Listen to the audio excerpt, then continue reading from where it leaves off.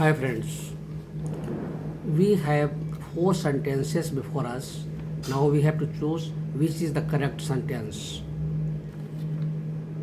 First is, he started to work hard lest he might starve in old age. He started to work hard lest he might starve in old age. First. Second, he started working hard lest he should not starve in old age. Third, he started to work hard lest he should starve in old age. Fourth, he started working hard lest he should starve in old age. Now we have to choose which is the correct sentence. Now we should see first sentence. He started to work hard lest he might starve in old age. He started to work hard lest he might starve in old age. सबसे पहले he started to work hard. He started to work hard. Start एक ऐसी verb है जो mostly gerund लेती है. Start requires gerunds mostly cases. तो यहाँ पर ही started to work hard infinitive है. एक पॉइंट ये गलत हो गया. Lest he might starve in old age.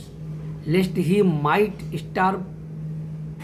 लेस्ट के मीनिंग खुद होता है कहीं ऐसा ना हो कि.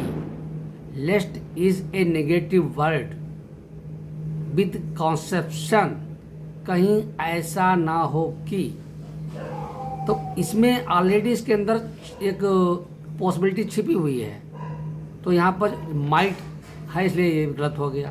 दो गलतियाँ हैं इसमें. He started to work hard.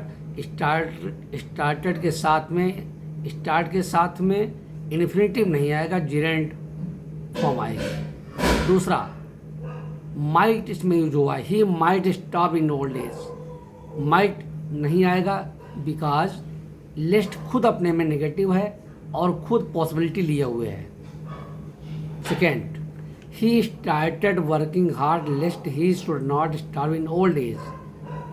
बिल्कुल सही है. यहाँ पर गलती यहाँ पर है. List he should not starve in old as. List खुद नेगेटिव है, आगे फिर नॉट दिया हुआ है, डबल नेगेटिव हो गया, इसलिए ये सेंटेंस रॉन्ग हो गया. Third, he started to work hard.